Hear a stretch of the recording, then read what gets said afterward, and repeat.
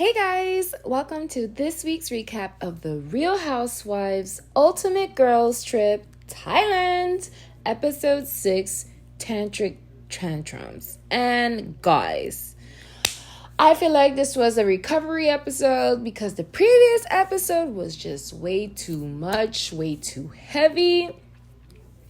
So I would rate this episode quite high. I enjoyed this episode as it went on. But of course, we had to open up the episode with going over day 5.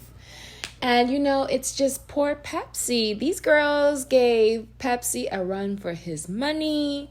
We see Pepsi, he's in the confessionals and he's just sad. He just wants the girls to have fun and not do all this argument. Remember, we left off with Giselle and Candice going at each other over this Casa Azul, okay?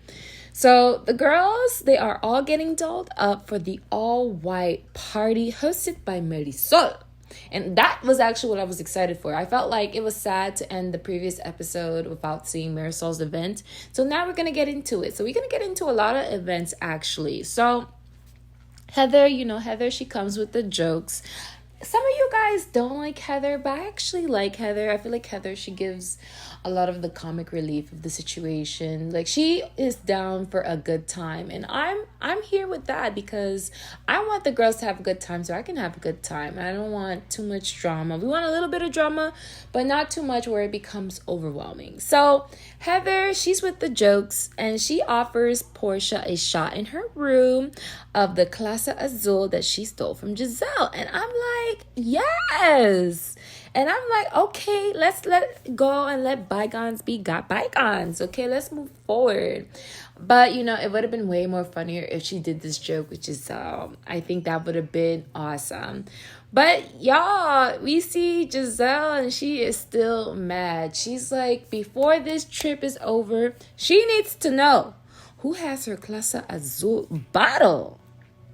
I want to know too, just to get some sort of resolution, but I don't want to be a dead horse.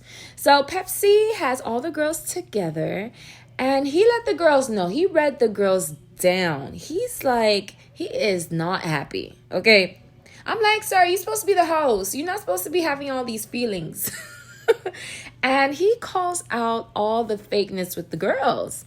He said he has witnessed the girls fighting 1 minute and then the next minute offering each other hugs. So he's like, what is going on? So I like that he's vocal and I can understand it. I mean, these girls are in Thailand. This is his country. And, he wants the girls to see the best of his country and not leave the country having such negative experience. Because as the hostess, your job, your obligation is to make sure your guests have a great time. So since they're not having a great time and they're fighting, he feels like he's not doing his job well. So I can understand.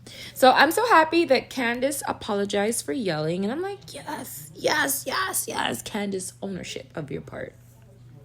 And then Portia, she does not want Pepsi to be offended and she offers her apologies. But of course, her apology is going to be over Leah trying to apologize. So it's some shade to Leah, and I'm like, no. Come on, guys, let's make it right. Let's make it right. Like, what's her name? What's her name? It's not Dolores. What's her name from New York? Is it Dolores? Make it nice. The one who says make it nice. I like her. She's funny. So the girls are ready to make cockies. And cockies are pretty much cocktails. And pretty much Marisol, she wants the girls to have fun and enjoy and drink. And Marisol, she has a whole cocky menu. But I'm thinking, how is Leah going to be able to participate? Like, I hope that they thought about her. But actually, they have a mixologist and the girls are making drinks and they're having fun. Even Leah, she's having fun. mixing and taking part of it. I thought the best drink that they made was the Pea Star because it had lychee and rum and those as a combination. Chef kiss. Of course, it's gonna be perfect. So it's time for dinner, and the girls, they're all laughing and enjoying the moment. But of course, Giselle, she wants to bring up some things. So Giselle, she brings up that Leah thinks that Portia hates her and she wants to clarify the situation. So Portia, she clarifies the situation about Instagram and her not tagging Leah. And she says to Leah that, Leah, you're just not my vibe. And that's it. It's not a big moment. And Leah shares that she feels the same way. She shares the sentiments. And she feels that, she really doesn't care for Portia as well. So it's tick for tack, y'all. So Giselle says, given that you said all this, Leah, do you care not being posted on Portia's Instagram?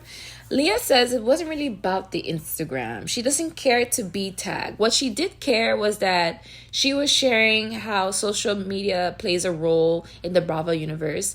And she doesn't like that, Portia didn't really stand by what she said about how she appreciated how Housewives is like a sisterhood. She's not doing sisterly behavior, especially towards Leah. And when she said that, Portia was like ready to shut it down. Portia dismissed Leah, and then Leah, she dismisses Portia. They're like, bye girl, bye girl, bye girl. And it was so awkward. It was awkward. I say, wow, why did it kill this evening? So Portia, she calls out Leah and says that Leah has not contributed anything into this trip. And that's a bit not fair because, Portia, she had her day. And, the other girls had their day. Leah hasn't had her day yet. So I feel like that's a big statement. But then again, Leah, she did complain a lot throughout this whole trip. So she has been a downer. So, Portia, she says that Leah hasn't contributed anything to this trip. And that Leah is attempting to cling to fame by trying to have this little moment with Portia, And I agree. I feel like what a great way to make yourself memorable is to go at it with a big dog, okay? But I felt like, Leah couldn't handle that. I mean, like, Leah, like, when the attention gets on Leah, she doesn't really embrace it. She kind of backs away, shies away from it. So Leah, she is confused. And she says that she talks to Heather. And I'm like, girl, you don't talk to Heather. When you first came on this trip, walk in the door, y'all already had beef, okay? So maybe they settled their beef, but she says she talks to Heather. She says she talks to Whitney. And she also says she talks to Candace. And, Whitney, she decides to say this to Leah. She says that, the issue is, Leah, is that you complain a lot. And it's pretty much, overwhelming for the group. And I'm like, okay, they calling Leah a Debbie Downer, which is facts. And I feel like Leah, she just says that she's just expressive. And I'm like, can we express something else aside from you suffering? Like, when are you having fun? We want to see you have fun. And this is the whole point of the trip, is for you to have fun. And, the thing is that the girls, they want to get to know each other. The whole point of this trip is to get to know each other. And, everyone do have their cliques. But I want, people who don't usually hang out together to talk. And so Marisol, she acknowledges how Heather had made great efforts to bond with her and Alexia. And Marisol feels that she had great conversations with Candace one-on-one. But then she throws in that, but in the group, Candace is loud. And she not saying she doesn't like that, but she said it's different. And then Candace, of course, she says that I'm loud. She's like, I'm loud? In her most gentle voice. She's like, I'm loud? And Candace says that she is not the loudest. Like, if we can do a ranking system, she's not the one that's the loudest in the group. So Marisol, of course, asks the group, and they take a vote do you guys feel that Candace is the loudest? So pretty much all the girls, they raise their hands. And, Heather, she's like half up, half down. Because, Heather, she wants to make everyone happy. And Candace says that, pretty much all these girls are up Portia's butt. And, her and Portia have cute fun shade because Portia's like, you want to be in my butt too. It's okay. You can fit in my butt. My butt is big. And I said, okay, I like this cute fun shade. But, I'm also holding my heart because they're sitting right next to each other. And I don't want this to be a blowout. Because when the girls want to have fun, someone wants to stop the fun. So it's like, oh, we having fun. But then I'm like holding my heart thinking like, oh no, someone's going to come for the jugular. And the other girls are gonna pretty much jump on board on it, okay? So, anywho, Heather, she feels like she has been able to bond with all the girls. And I believe her. She tries. She is here for a good time. But out of all the girls, she feels that Giselle has up a wall and she hasn't really been able to bond with Giselle. And I'm like, that's a good point because, but let me tell you the observation with Giselle. Giselle doesn't open up to anybody, even to her people, even to her friends. Giselle, we always see her representative. We always see her producer self. We always see her, throwing someone under the bus self. We don't really get to see, the insides of Giselle, Not the insides. Oh, they'll come from me, Giselle. So Candace, she has a side conversation to Leah on how, Heather has been trashing Giselle and she wants her to say how she really feels about Giselle. And actually, this is the moment. This is the moment that Heather stands up to Giselle and tries to read her down. But quickly, Giselle, she wants a do-over. She doesn't want to make this a thing. She's like, no, let's try to get to know each other. We have 2 more days. Let's get to know each other. And I am shocked, but also it's funny how the whole moment then switches over to how Heather, she is so loyal and that she, really loves and cares for Whitney.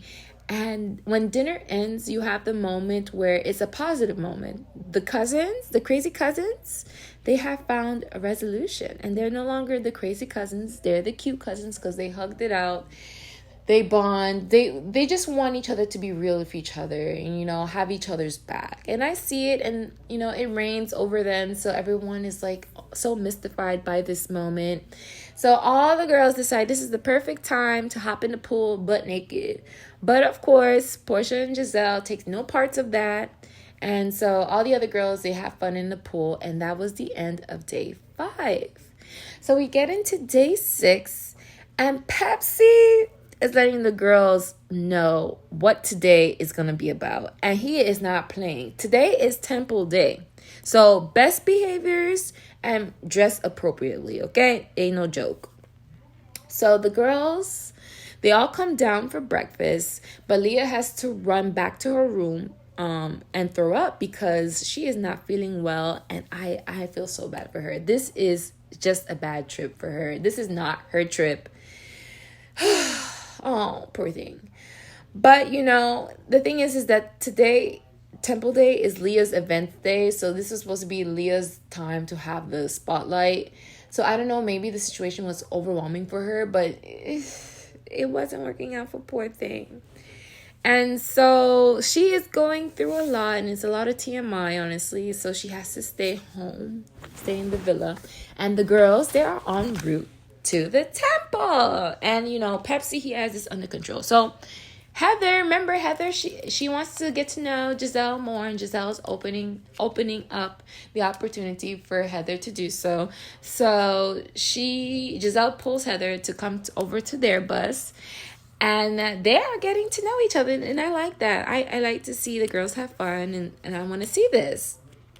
So on that bus, we have Portia, Giselle, and Heather. And on the other bus is Marisol, Alexia, Candace, and Whitney. They all were talking about Leah and how she's in the ER, and it's just poor thing, poor Leah. It's just not her day. It's just not her day, not her moment, not her trip. So they arrived to the temple, and wow. Super pretty flowers, all the gold. Oh my God. I can imagine seeing that in person. It was giving opulence. Opulence. So the girls, they take part of the ceremony, and it truly is beautiful because they come very humble. They respect the code. They follow the traditions, and the monks, they were observing the situation and taking it all in. So it was a nice little moment. But to my surprise, they take part of this ritual where the girls, they have to pull a card with a number, and Pepsi will tell pretty much their fortune and explain to them the meaning of the numbers they have selected. So I got into it because I love a little fortune reading with the girls. I like a little sidekick. I like a little coffee reading. I felt like Housewives in New Jersey, the coffee reading was completely sabotaged, completely compromised. So now we're gonna get into the fortune reading for these girls on this girls trip. So I got excited, but I felt like the structure was a little bit missing. I felt like we should have gone through, at least know what all the girls' numbers were, and then hear about like their fortune. But they make do with what they made do with. So Giselle, she picked the number 31. And off the jump, Pepsi is saying it's no good. It's no good, but I'm going to tell you straight. So he tells Giselle that a husband, and Giselle off the bat was like, I don't have a husband, I don't have a boyfriend, I don't have a man. And he says, and he clarifies, okay, future partner, future boyfriend, future husband will always be broke. And I'm like, whoop, oh Lord, that's not good, Giselle. Giselle is like, that is not possible, because she says she will never keep broke.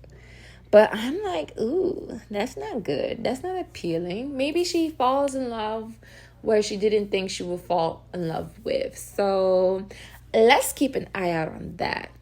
So Pepsi moves over to Heather. We don't know the number Heather selected, but he asked Heather if she has a child. And she says, yes, I have children. And he says that she is very lucky for that. And she feels that she is. And maybe, I don't know too much about her background with her kids, but I can read it in between the lines, Maybe it was either difficult for her to have children, or the children went through something difficult and they overcome. But the kids being there, it's a very lucky situation. And that's actually a beautiful thing to hear. So for Marisol, he says to Marisol that business is good. And when I heard that, I said, ooh, that's the perfect fortune to ever receive. And then on top of that, he says that good people / family comes to her life. And I'm like, that's perfect. That means life is good. Life is perfect. Okay. Now with Alexia, he tells her that whatever she wishes, think good and good will come back. And I'm like, okay, Alexia has the power of manifestation, girl. Keep doing that. So with Whitney, he tells her that she has good supportive people around her, and which is facts. We learned that later, that she does got good support. She has a good support system, and she always donates or looks to donate. So Whitney's a good person. She's a good person. For Candace, he told her that you are lonely, but you are a fighter. And she was able to resonate with this message, with this fortune. Now with Portia, she had an interesting fortune. Pepsi tells her that you will have a problem with a lesbian. And I'm like, what does that even mean? But we will keep an eye out for, the future of Portia. What's to come? For me, honestly, when I heard this, I just thought about the situation with the dungeon situation with Candy over at the Real Housewives of Atlanta. And the whole calling Portia like a closeted lesbian in a way. Like she likes to have fun. And she is coming back to the Real Housewives of Atlanta. So I don't know, but we'll keep an eye out. This is all speculation, y'all. But Portia did not receive it. She was like, okay. She says one thing when it's said this way, but from a temple, Shush, this is interesting. This is interesting. So the girls, they head back home to the villa. So I guess no tea was spilled over in the bus. But it's dinner time, and it's Whitney's dinner, and it's a tantric dinner. So Whitney's, she's a little fun. She's a fun one. So it's gonna be a tantric dinner, y'all. So I want to see what it's about to give. So Candace, she has a FaceTime with Leah. And Leah asks, "Oh, are the girls having fun that since I'm no longer there?" And Candace lets her know that there's no one to pick on. And I'm like, okay. That's how you should also say there's no one to complain, really, because the other girls don't really complain at all throughout this trip, except for Giselle, but that was over one bottle, and it seems like she has let this go. We haven't heard about this situation, but we get a break because there's a cutoff in connection with Leah during the FaceTime. So we don't get to hear much after about what's going on with Leah, but she's still going through it, guys. She is still going through it, and it's sad because she can't come back and enjoy this dinner. So we move forward to this dinner, and Whitney, she's checking to make sure everything is in order. And I'm like, why is this chef and Whitney vibing like that? Girl, you got a man at home, okay? Y'all vibing too much for me. I see that. Y'all see that? Did y'all see that? So Pepsi, he's getting the party started for these girls, and he comes out with the drinks, and then the chef comes out and gets the ladies started with the food. So the food was coming out, and I was like, I hope they get KFC after this. I hope there's something after this, because the food didn't look like it was nourishing. Like, I felt like it was like a little snack. It was cute and all, but I need food to feed me too. I need KFC after this. I need McDonald's after this. I need something after this, like something solid, okay? So the girls, they actually think that the chef is good looking. I don't know. Maybe they haven't seen men in a long time, so the girls, they're going through some things. But I wasn't thinking all that. So the way the chef is talking to the ladies, it's like he's making love to the food and making love to these ladies, and the girls are eating up the conversation. And I'm telling you, this is not after dark. So yeah, the conversation they were getting into some things. But Heather is a funny gal. I loved Heather. I love Heather in this group. Whitney, she then shares that, in filming an intimate moment with her man, that it led to him to actually being fired. And the girls were like, wow. And, the feedback from her husband is that, he stands by his girl. He said that long ago, his girl said that she was going to retire him. And he stands by her, and he is just so supportive of her. And the girls, they're like, wow, that's a really good man. And, Whitney, she felt like that moment was super cringy. But the girls are like, oh, no, any, intimate moment with your husband on the Housewives, it always comes off as cringy. So we get a overview of all the cringy moments of the Housewives with their men. And yeah, it's kind of weird because there's a whole camera there, and you're trying to have this moment, so you perform not only for your man but also for the camera. So while Whitney had been able to move past this cringy moment, she has been able to make up for way more money to provide for her family. So it was not a moment that set her back and set her finances back. She was able to overcome with the support of her man, and she stayed on this show and pulled through. And I'm like, okay, girl, because it takes a certain person to push through all this. Because she said she was thinking about quitting, but she's like, she ain't no quitter, and her man says you're not quitting either. So I'm happy for Whitney in success in that situation. So now it's time for the dancers, and the girls just want to have fun. And I really enjoyed this episode because it was no drama. We didn't talk about the Clase Azul. Leah wasn't there to complain. We didn't have to hear about diarrhea or anything like that. But I wish we were able to see a different side of Leah, because she did have her day. So it would have been her moment for her to show a different side to her. And it was such a missed opportunity. And I like how Whitney is just showing out on the pole for these girls. She's like, dancers, step aside. And she showed out. But of course, Alexia, when things get a little intimate, a little too hot, she's like a prude a little bit. And I'm like, Alexia, come on, you're from Miami, girl. You are a Miami girl. Don't be such a prude. And Alexia's like, oh, her kids. And I'm like, girl, stop. So it was a fun dinner. It was a fun night. And after all the girls, they separate and everything. And you see Portia with production. And they got KFC, y'all. I was like, oh my God. I said, yes. I'm like, girl, I know you guys didn't feel full after that. So I like that, they had their moment. They had their fun. And I feel like, before, the food that they were having was just like play food. I'm like, no, I need some real food. So all the girls, they were able to go to bed and have fun. Candace and Whitney, they went off to have some good grain, and they had their moment. And then you see Whitney, she goes and eat the leftovers of KFC and fall into that pool. And I'm like, okay, the episode was episoding, and it was giving. So like I said, I would have rated a high 8.